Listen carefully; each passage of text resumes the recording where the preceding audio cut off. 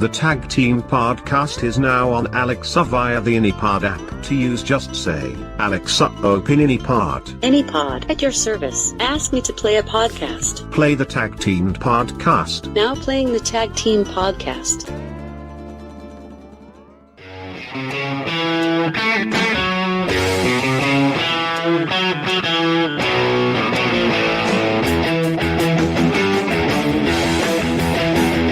You're listening to the Tag Team Podcast, the podcast that is a WWE Network companion. Currently covering 1985 WWF Tuesday Night Titans. And now here are your Tag Team Podcast hosts, Jeff Jones and John Burke. Greetings, welcome to the Tag Team Podcast. I'm John Burke. Salutations. And I'm Jeff Jones. What is going on? What a day. What a week. Another escapade. Where to start? Much goodness. Previously on the Tag Team Podcast. Go ahead. All right, somebody's ready to move forward. Only thing for this go around, the sickness that's been passed around everywhere. I finally got my dose. I was down for a while, and it's been miserable. Are so good, but yeah, I'll probably get it next week now.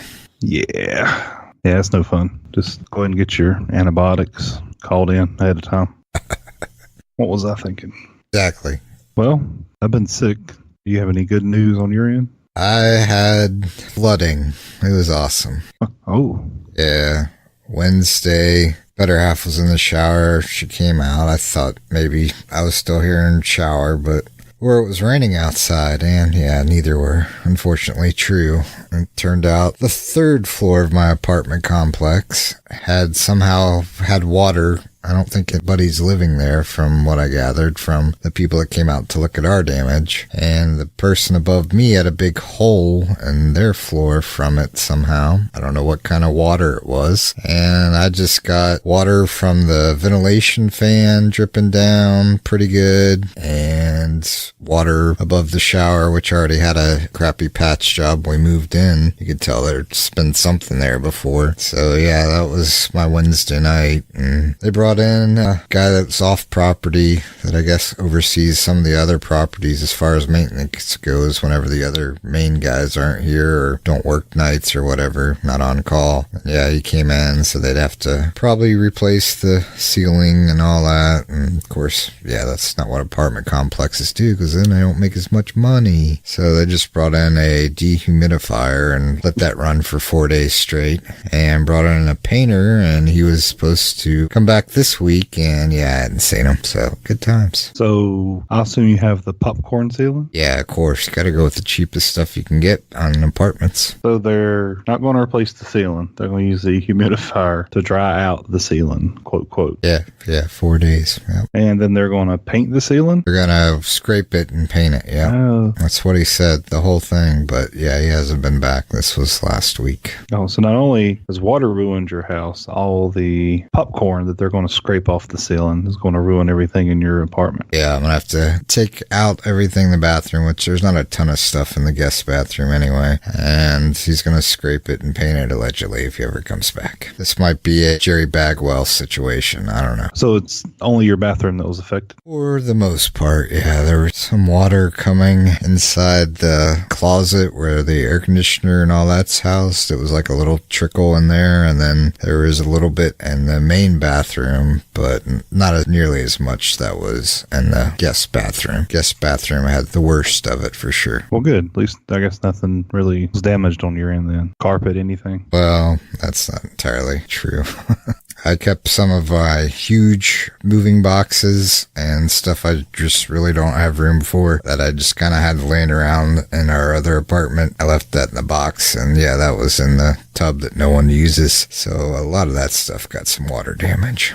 Oh, good. Yeah, mostly starting lineup type things. Actually, it was all basketball players from the 90s that are still in packages. I wouldn't say I'm a diehard collector, because if I was, I'd have a lot more, and they would be in those protected plastic cases where anything could touch them and it'd be fine. But they are in the original packaging, so I'm a moderate collector. And I also had some wrestling figures in there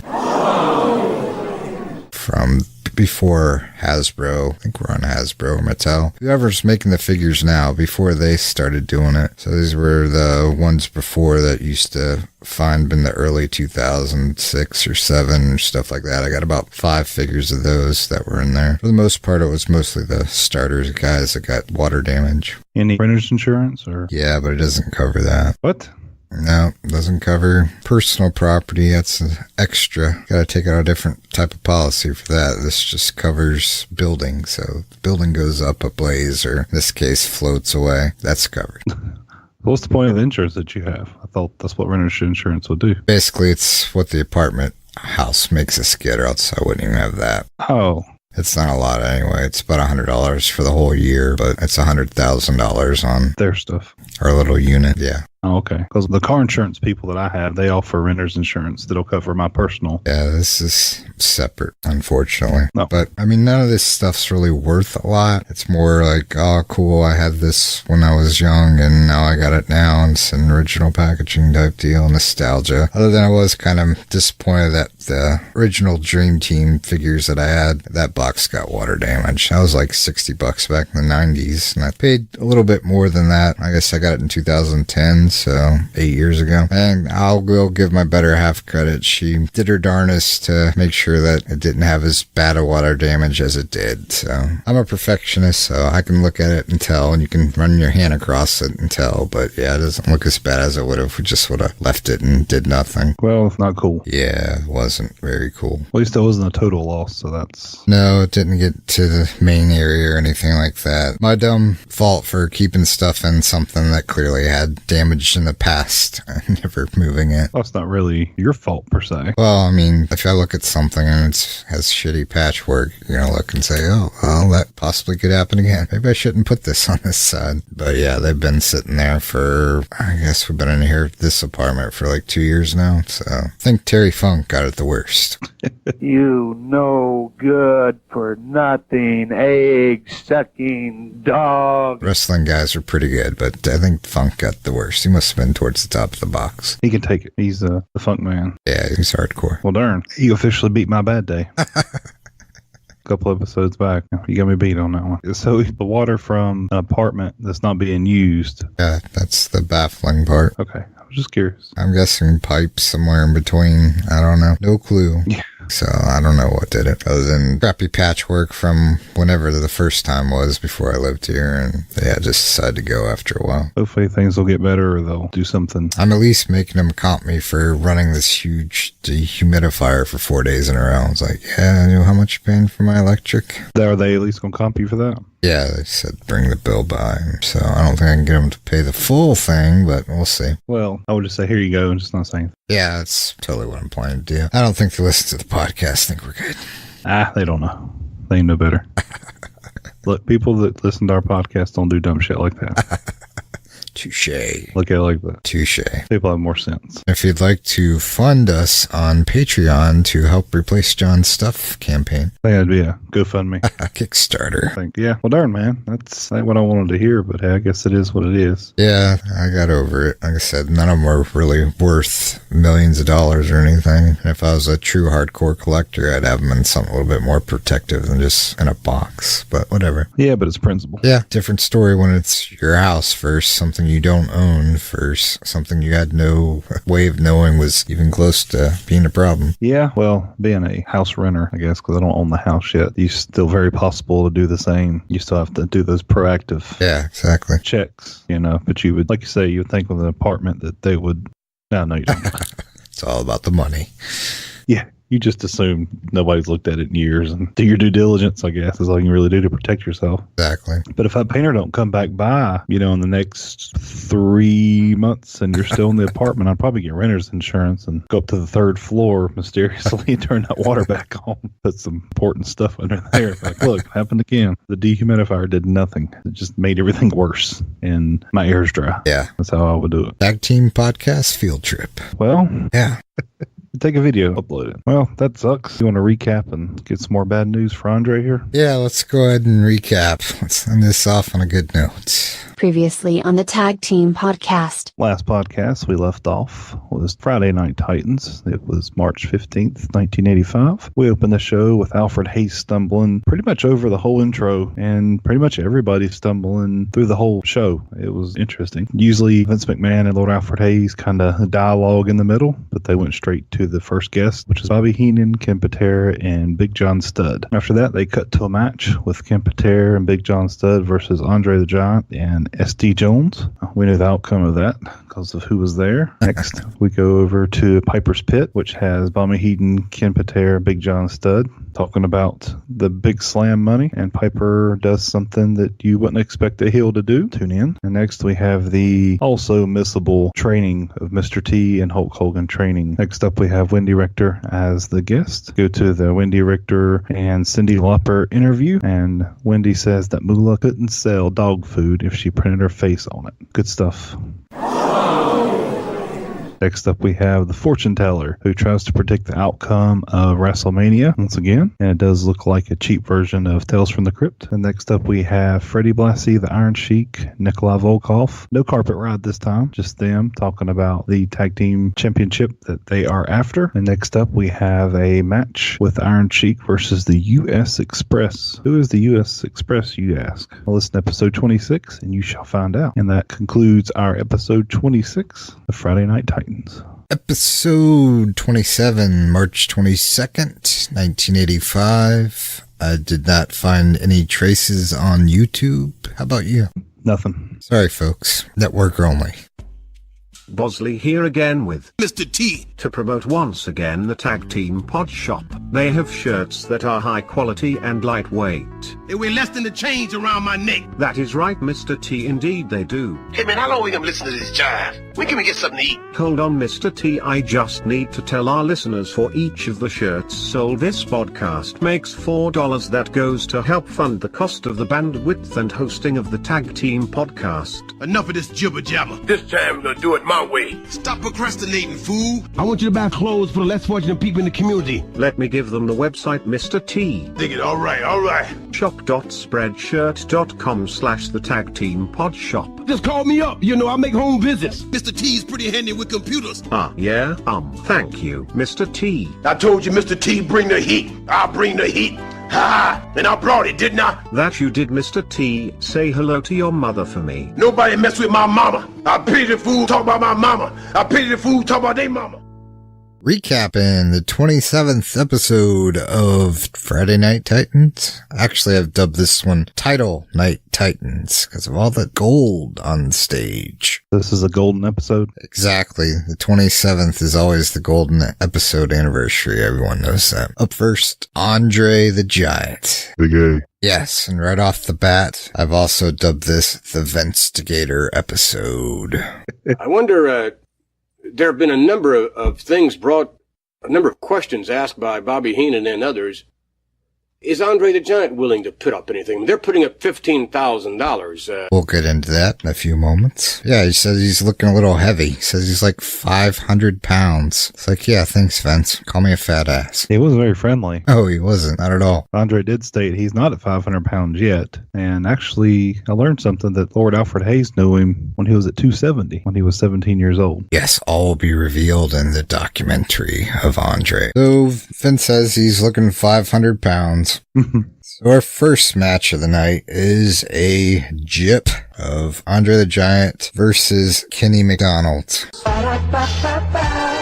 I'm loving it. Kenny Patera with Heenan. And on commentary, we got Okerlund and Monsoon. What we saw of it, not too bad of a match. I mean, considering Andre's limitations for his size and how he was feeling during this point of his career. Massive big man moves for the most part. Got chops, headbutts, his patent signature corner squash that he likes to do. Always heard on shoot interviews that Andre would sit on people. And now we got to see it when he sat on Ken Patera's neck. Yep, sat on Ken Patera's neck. Did a stomach stand where he steps on him and lingers for a few seconds, then steps off. After some massive beating going on outside, Heenan comes in, has seen enough, and takes out some, what we guess are brass knuckles, as we're told by Mean Gene and Monsoon. When Andre's back's turned, he dives from the top ropes, Heenan does, and begins hitting Andre, and that basically gets the ref to make Andre the winner by DQ. It was a flying weasel. Yes. And he did smack him a couple times with the knuckles. I believe at one point when something happened with the referee went down. Yeah, he hits Andre and that very ends up falling back some, and which knocks the referee out completely. Magically, mind you, with a little nudge. But the referee was 50 at least. Yeah, this is a giant. Maybe might have farted when he got hit. We don't know. After the match, Andre gets his revenge with Heenan and Patera, and then we go back to the studio for some WrestleMania Hype, which will be the underlining theme of this whole show, pretty much. Yep, and as you played at the beginning, Vince is the instigator. I guess Bobby couldn't make it, and Vince played the instigator. Yeah, Bobby got lost or something. So our first clip of Vince instigating after they come back. I wonder, there have been a number of things brought, a number of questions asked by Bobby Heenan and others. Is Andre the Giant willing to put up anything? They're putting up $15,000. I would tell you, I put my hair down already. They cut my hair. No, I understand that. They got my hair. I gotta tell you one thing. I don't come in the ring to be a loser. They did get his hair and his stash of M&Ms. Yeah, so he sacrificed, that's for sure. Even though it was unintentional, yeah, he did. He sacrificed, and it looks good. Good for him. Yeah, it looks a lot more modern than his 70 fro that he had going. And he sacrificed by having S.D. Jones as a tag team partner. Yeah, I don't even know if that was laughable. That was just more of a, aww. Because that was sad. So Vince can't let it stop there. He keeps on nagging Andre. All right, so they're putting up $15,000.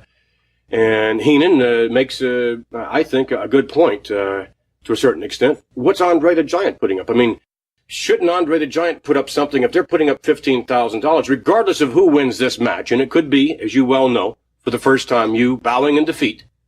Then again, it could be you finally righting all the wrongs. But they're putting up $15,000.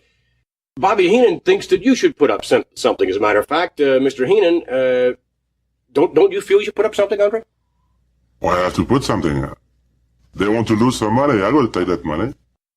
All right, but Heenan thinks that maybe you should put up something like that if you don't slam Big John Studd, then you have to retire from wrestling. How do you think about that? Bobby Heenan said that? Bobby Heenan, Ken Patera, they all state that you should put up something, and they think that's the only fair thing for you to put up. That if you can't slam Big John Studd, then you retire from wrestling. This whole thing seems like a big rib to me or something. Yeah. Let's see if we can tick Andre off. Or Andre's forgetting what we just went over before we started the show. Yeah, I think a lot of what I heard, Andre pretty much runs the show. I think that was a lot. Then again, with the TNT Titans, from what I've heard, that it's really kind of shoot interviews. There's not a lot planned with it. This wasn't real taunting. It was planned. It was very well done. Yeah, Greg Valentine kind of backs it up with his recollection of most of the interviews were off the cuff. We'll assume that TNT qualifies for that shade of interview, even though it's sit-down type thing. We've learned don't call Andre yellow, because if you do, you end up as a gift on the Tag Team Facebook page. So we'll have a cool gift of this next clip. There are going to be people that state that there's a bit of yellow streak running down your back if you don't put it up. If you don't put something up, there's going to be people that state that there's a big yellow. I'm going to tell you one thing. Nobody can be yellow. And I'm going to take that sign, and I'm going to take the $15,000, and I go walk out the way. Andre. All right. Gosh, I guess you upset him there. I love Lord Alfred Hayes. He puts his hand on the back of his elbow yeah, that's going to stop him. Andre, do you need help? Andre, do you want me to get your coat as you leave? Because in previous videos, we've seen Andre's hand is bigger than Lord Alfred's face. Yes. So what we heard there was Andre looking around and then grabbing Vince by the tie and kind of yanking up. Jerked him out by the tie. No one calls me yellow. He's going to slam Big John. He's going to walk out with the money. Apparently only $10,000. Maybe he gives the other $5,000 to the audience. He gave it to Vince as compensation. Yeah, here's your percent. Yeah, and we did find another reveal as Andre walks off the stage. Yes, not captured greatly in gifts. Because once Andre's leaving, we do see Vince McMahon swing his arm and hit something. And I thought originally it was Vince McMahon picking up something, throwing it at him, literally, but it's not. It's just Vince McMahon mad because he has to change his underwear. I'm pretty sure he shit himself. I'll guarantee it. Probably accurate. But we do find out that the WWF mug that's on the desk is plastic. You heard it here first. It is plastic. I was really disappointed for some reason. I thought it was a real ceramic mug. You me both. Yep, it looked authentic. And then to see him just knock it off the desk and it just bounce. I was like, oh. It's not as traumatic as we were hoping for, Vince. No, definitely not. Kevin Dunn, you're fired. He was only assistant. Don't blame him. Horrible. That was his job back then, to put stuff on the desk. Make it look like a real talk show desk. Here, go get a mug. Gets the plastic one. Yeah, it was probably cheaper. Might have been a stunt mug. Ah, it's true. Yeah, it might be. I guess it's for the better in case Andre got a hold of it. Yeah, exactly. So they go to a commercial, and when they come back, we have our first screw job of the TNT history. Lord Alfred Hayes. Back with more TNT, and we apologize for any disparaging remarks to Andre the Giant. If, in fact, we took maybe a little bit too much liberty, we apologize to Andre, but when we were in commercial, Lord Alfred Hayes, you heard it from Andre himself. Yes, he felt it contingent upon himself to face up to that. He has a long fuse, but I've never seen it blow quite so quickly as it did with you regarding his temper. But he said, yes, he will accept that decision because he is convinced he can beat Stud. He said he will accept that condition that if he doesn't slam him, he will retire from wrestling. I don't see that happening. Well, I don't know, but it's a golden opportunity for Big John Studd and Ken Patera and obviously Bobby the Brain Heenan, a tremendous opportunity, and I think maybe even Andre just could very well regret his decision of acceptance. The one he didn't make, and Lord Alfred Hayes is lying through his teeth. And after he left, I'm pretty sure Lord Alfred Hayes went back and comforted him. Yeah, exactly, because he was doing so well at restraining him on stage. Well, in all reality, Lord Alfred is a righty, and he was on the left side of it. So technically, he wasn't on his good side. So that was my storyline. I think Lord Alfred Hayes made that crap up and was screwing Andre by saying, yeah, he'll put his career on the line. He said, you were right, Vince, and what a great guy you were, and all that good stuff. Oh, yeah. So next on set, we have a celebrity. Jimmy Hart comes out with Greg the Hammer Valentine and our first taste of Title Night Titans with the IC Intercontinental Championship belt. Before Jimmy can completely sit down, they ask him to show off his Converse, which have funky colors of black, green, red, white, blue checkers. We're in the 80s style. He was kicking the rock and roll style, but not that punk rock and roll that Cyndi Lauper. No, the real stuff, as Greg the Hammer Valentine acknowledges. Comes out, and the mics, to me, they seem like they were set on Boatman setting, because the first thing you pick up of Jimmy Hart is him smacking his gum.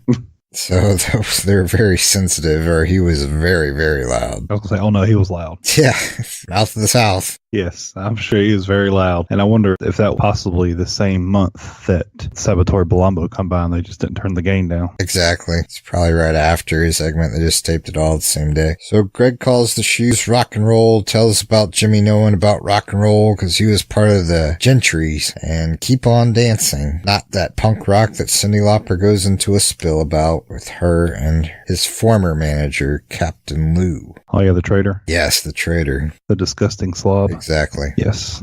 All the stuff Vince called him last month. Yeah, that applies. And magically. All's forgiven. We were just picking. So that goes into a match. We got Greg Valentine versus the great Jim Powers. On commentary, Vince and Bruno. I like Jim Powers as a jobber. He's got some stuff on him. I'm sure we'll cover it sometime in an incident. Of course he does. But yeah, he's got a little bit of a past. Only the good ones did. Exactly. We can't be Roman Reigns and all just nicey and all that good fake stuff. Future. Exactly. Greg comes out in his Ric Flair-like robe. They say it's over 5K on the robe. Signs saying Tito going to break Valentine's heart from the audience. Lots of crowd shots before the match starts up. Then, to me, what I heard, you might have heard something different, but on here, it seems like a lot of fans were getting hungry and they started chanting Cheetos.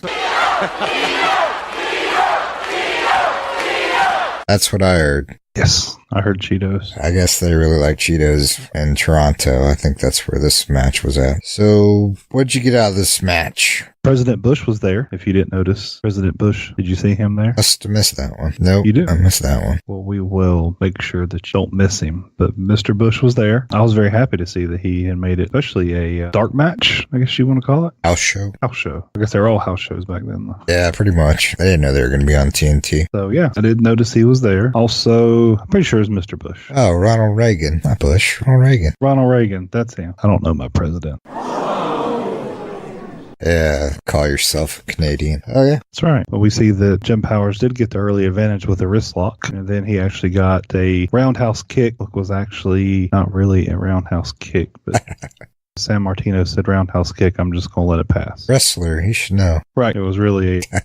Insecurity? Insecurity. We'll take it. Yeah. Gives fans a little bit of a false hope, and Greg gains control. Very quickly, he works the knee, because that's what he does, as much as he did to put an end to Tito. So, yeah, he regains control, works the leg, sets him up for his patent figure 4 that he stole from Flair also, and he gets the win. Nice and clean. 1, 2, 3. Yep, 1-2 submit. Right, that's the way they do it over there. Exactly. Back on set, we get Hart. He's predicting JYD will bite the dust when him and Greg wrestle it up in WrestleMania. They basically do a live promo on the set about how good they are and how great shape that Hart got Greg into from 265 to 250. And that's when Vince comes in for his third Vinstigator. But what if, Mr. Hart? What if there's a fluke? All right, what if? But it's hypothetical. But what if Mr. Valentine loses? Would you take credit? I mean, you didn't take any credit for him winning the championship. If he loses it in the Garden, would you take some credit for that? Well, let me just tell you this. He's not going to lose. Don't even be negative about this thing. I don't even want him to hear this. I don't even want to hear this talk like this. Let me tell you something. Like I said before, this is the greatest professional athlete in the world today. That is a promise, baby. And he's got the greatest manager, Jimmy Hart. Yeah. Now, I don't think he would take credit for the loss unless he's going to help JYD win. Could hit him with a wooden chair or something. I don't know. Oh, is it going to pull loose? Yeah, and just say he wasn't strong enough. Should be able to take that. It's his fault. Now, going back to what you were saying, I'm glad that you mentioned Jimmy Hart said, get up. Don't take your shirt off. But just get up. Show the belt. Yeah, exactly. That's why he lost. I guess they saw the Nikolai Volkov and Sheik before, and they're like, we better not do that again. Exactly. Like I said, Title Night Titans for sure. We're getting a first taste with the IC, and then we'll have more to follow. Keep On Dancing is a rock song written by Alan A. Jones and Willie David Young, originally performed by the Avantis on Argo Records in 1963, and covered by the Gentrys in 1965. The song was also covered by the Bay City Rollers in 1971. The Gentrys version was first released on Youngstown 601 in 1965, but was soon nationally distributed by MGM Records. Keep On Dancing reached number 4 in 1965 on the Billboard Hot 100 chart for 2 weeks and stayed on the Hot 100 for 13 weeks. After leaving the charts, it surpassed 1 million copies in sales. Keep On Dancing is notable for the fact that it is actually one short recording repeated in order to stretch the record out to the length of the typical pop single of its day. The second part of the song, after the false fade, beginning with Gentry's drummer Larry Wall's drum fill, is the same as the first. Although the Gentrys usually had Jimmy Hart and Bruce Bowles as singers, the band's guitarist, Larry Raspberry, sang lead vocals on the song. Welcome back. Exactly. Come back to your job. And I don't know if you've seen any of the Gentrys before, but we'll put some pictures of that out, singling out the great Jimmy Hart as the member of the Gentrys. Huh. Well, we'll have to check that out, definitely. Was that his high school choir band? I don't know where those guys meet up. Bosley didn't have any info on that, but it was kind of ironic that, Jimmy used to sing, and then the one song that's their biggest song he didn't sing on, and, well, you connect the dots. I guess that's why he he's where he is now. Exactly. Making billions. Yes. Millions whenever he was not singing. He's smart. Yeah, doing the layout. Can't sing, but I can talk. Yep. He's probably the one that suggested to just loop it. It's only 1:30 long. Just loop it a couple times. I never know the difference. Exactly. They're stupid. They're dummies. They wouldn't be listening. So next up on the stage, we get Piper. We have a Piper's Pit clip with Ace, Paula, and Piper cutting a promo on Hulk Hogan, as they say, and Mr. T. Part that I found the funniest out of that promo is the part where he was talking about Mr. T and Mr. T's other thing that he had on TV besides the A-Team. And we'll play that clip. You know the difference is we ain't no cartoon character that comes on Saturday afternoon and watches them all dressed up in pretty black colors, man. We're the real thing. And the ironic part of that is, well, in a few weeks, partner, you're going to be a cartoon character on CBS on a little show called Hulk Hogan's Rockin' Wrestling. So yeah, that clip's gonna aired March 22nd, and that show debuted in September, so a few more months. I'll be a cartoon character with Mr. T. Rival networks, though. Well, that's why they called it like they did. I don't know. Yeah, he probably didn't know at the time, but maybe. No. They just used likeness. They didn't have to use any of their voices, as we found out. Yeah, it's cheaper. Exactly. So I thought that was ironic that he was saying, we aren't cartoon characters like you. Well, you will be. The other thing I did like out of this little segment is we finally know the true reason how Orton got his cast. Yes, they talk about the cast question. By the way, that's been some time since the wrist was broken. Should that not be healed by now? Not that long. It hasn't been that long, man. You got to take care of an injury. If it was healed, would he be wearing the cast? He's going to be think about it. That's good. He's kind of dumb, isn't he? Well, he reminds me of those 8-to-5ers out there, those street urchins. You're right there with them. Yes, we hear about the cast that will never come off for the rest of his career. Street urchin. I don't know if you caught that or not. Yeah, that's what I usually order when I go to sushi bars. They're usually out of the street urchin. Oh, yeah. They're on the Titan. Exactly. But yes, I didn't realize that he hurt himself defending Piper and Mr. Wonderful while they were training in the swamps. Did not realize that. Yeah, there's a couple of stories out there. Also, Snuka heard it in a match with Snuka from War to Settle the Score. A couple of things every once in a while on there. The mystery. At least we have some tales to go by instead of just hearsay. At least got it down to 2 things that might have done. I think everything Piper says is hearsay. Be honest with you. And he is, by the way, one of the best heels only because he's so quick to go off on somebody. Like, he has a hairline temper. No doubt. Just snap. Just breathe the wrong way and bam. I always like watching him talk. He could just talk. He'd be good. Yeah, that's why they wanted to make him a manager when he first came over there. And he was for a little bit. But yeah, then he got back into wrestling and they gave him a Piper's Pit and it was gold. Oh yeah. I was happy to finally learn the truth. The truth shall set you free. Follow us on social media. On Facebook, facebook.com/the Tag Team Podcast. On Twitter, @TagTeam. On Google+, Tag Team Podcast. Or email us at thetagteampodcast@gmail.com. Or on the tagline, leave us a voicemail. 6016544 tag, that's 60165448824. For some reason, I go back to Sarah the Soothsayer, even though she's let him down at least 3 times now. I think it's the 3rd, maybe. And we go back to Tales from the Crypt. No, the real observation here is why Mr. Wonderful got to take his shirt off every time they come to see this lady. I don't understand. Likes the gun show. I don't know. Maybe that's how they pay her. I was thinking that his shirt was a sacrifice. Possibility. But that's the real question. So they go to see the Soothsayer again. This time she finally gets a reading. Piper's shoulders are pinned, and she runs off because she doesn't want to tell Piper that. Well, she did, and since she ran off, they took it out on her. Glad we're sitting down here. Fake pot that had obviously a 5-gallon bucket inside of it and dry ice, because you see it when they kick it over. And I thought wrestling was real. Maybe that's why they're done with her. Probably so. She broke kayfabe and she gets fired. Wasn't very impressed when he started kicking the fake wood. No, not at all. So after I pulled myself together, we go to watch the U.S. Express. Mr. Barry Windham and Michael Rotundo come out with the second titles of the night, their tag team championships on their lap. I guess the girls that follow them around and rip their clothes off every time they're in public didn't make the show today. I think secretly they're following around Lou, and since he wasn't there, they were not either. That makes a lot more sense. Yes, he got that haircut. He's a ladies' man now. It's the MS, really. It's this MS charitable work that he did. Yeah, who doesn't like the head honcho for celebrity MS? Everybody. Exactly. We get some more WrestleMania hype for the title match, talking about Volkov and Sheik. And at the 30-minute, 30-second mark, I get some squeaky door in my ear. Squeaky door's back! And I was happy. Speaking of squeaky door, yes. Is it me, or does Rotundo just sound like he's high all the time when he talks? Possibility was the 80s. I don't know. They get kicked out, but it's not for Rotundo, so I don't know. I was just curious. I didn't know if you caught on to that, but I was catching on to that pretty quick. He's not much of a talker during this stage, that's for sure. Neither one of them. It wasn't a good promo for either one of them. They need Lou. That's why they put Lou with them. I don't know what the heck. This is like, other than Jimmy Hart, you can't bring your managers with you episode. Not sure where all the managers were. I guess with the ladies, I guess. They all had a tween party. Watched Rainbow Bright and Jim the Holograms.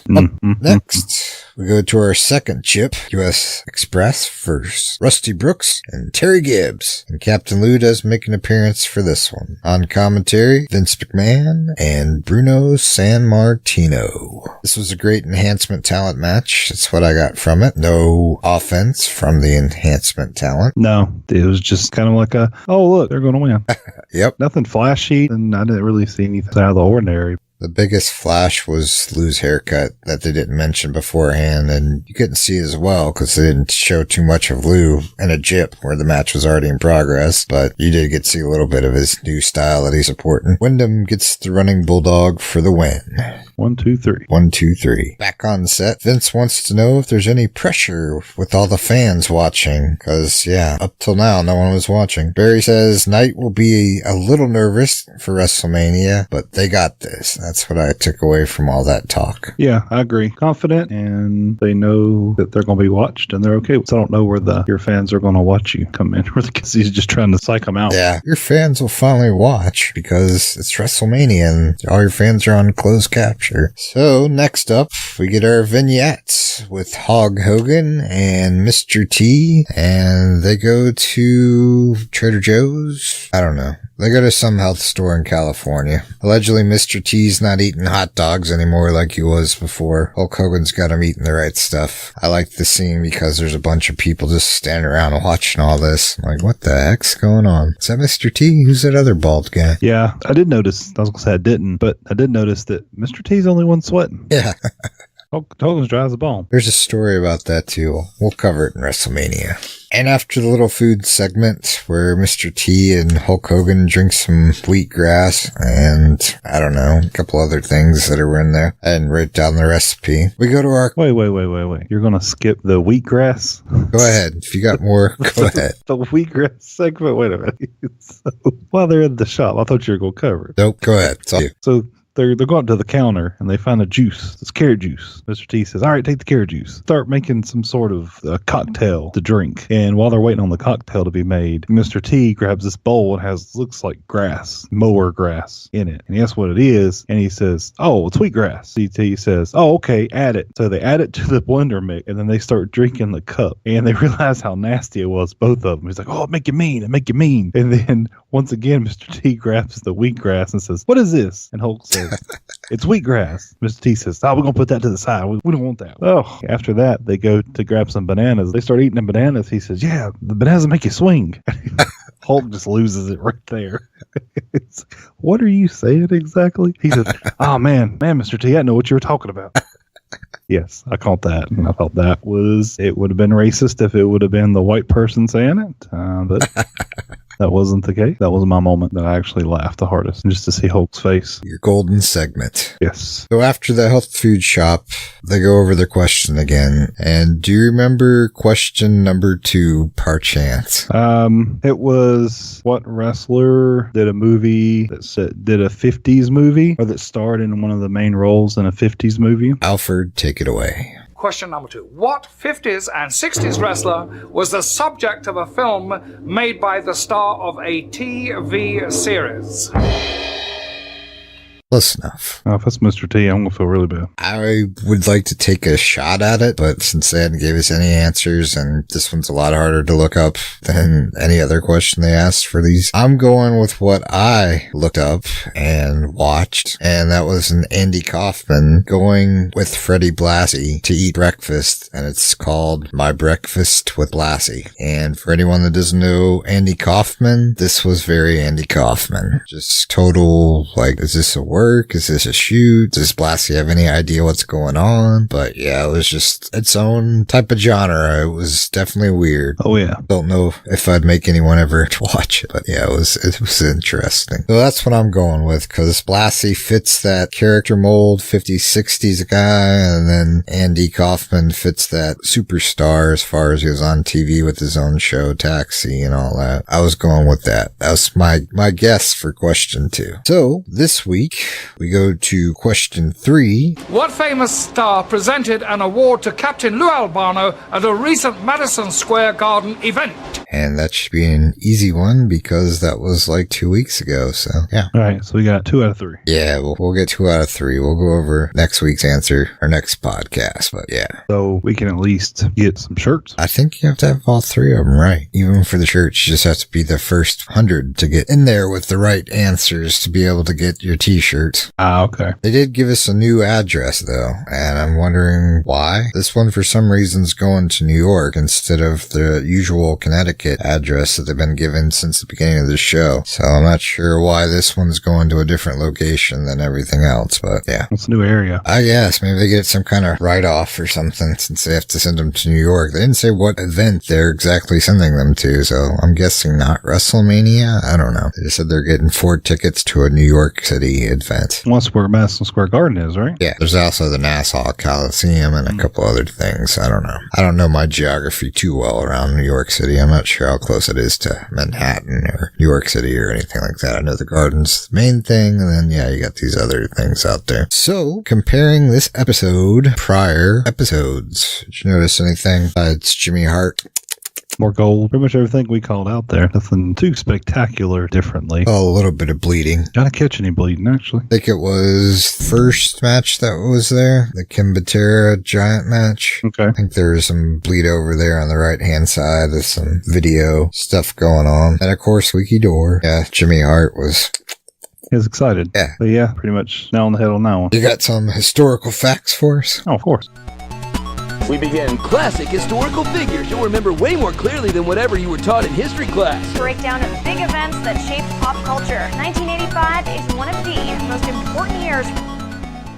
Actually, looking at the day in history, I probably should have got that Ronald Reagan mask right. You're not even listening to your own history. Yeah, well, it was after. It's like, oh, yeah. But anyways, this day in history, it was Monday under the sign of Aries. U.S. President was Ronald Reagan, and famous people born on this day, Carmen Rasmussen and Diana Rennick. Heard of the second one? I'm guessing actress. I don't know. No. It could have been an actor at a later time, but for this time period, no. Probably right. I'm just guessing. Close, though. You get half a buzz for that one. I don't have that, but okay. Thanks. There we go. In that special week of March, people in the USA were listening to One More Night by Phil Collins. And in the UK, you were listening to You Spin Me Round Like a Record by Dead or Alive. Police Academy 2, their first assignment, was one of the most viewed movie releases in 1985. And on TV, people were watching CBS Story Break. Good stuff. What was that exactly? Was that a movie of the week type thing, or was that like a predecessor to one of these 2020 Dateline shows? CBS, that was a Saturday morning anthology TV series. Okay, that's what I was thinking, really. It sounded more like a morning thing. Yeah, it had Dragon Blood cartoon, Monsters Ring, Wrath's Creature, the California Raisins, like a cartoon TV show. It had Bob Keyshawn and Malcolm Warner doing the voices. Fun fact. Take that home and share it with everybody. Then explain who they are. Yes. I was going to say, people are like, who's Malcolm Warner? Yeah, exactly. ready for the retirement home. Yes. If you liked video games, you were probably playing Trivia Master or the Great American Cross Country Road Race. Yeah, I never had either one of those. Nope, definitely not. Commodore, we're still on Commodore 64 stuff? Yes. Okay, that's why. Carmen Rasmussen was a Canadian-American singer, songwriter, and actress. Deanna Rennick was an Estonian figure skater. Oh, yeah, sure. That's what it says. Well, you're very generous to give me partial credit on that. I wouldn't have gave me any.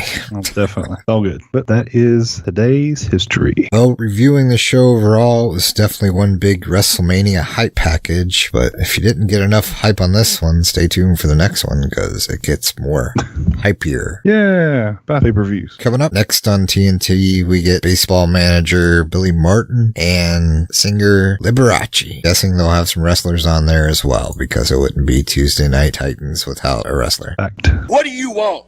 You keep touching my leg. With that, we say thank you for downloading. Tell your friends, tell your family, tell your family's friends, tell your friends of your family. Download, download, download.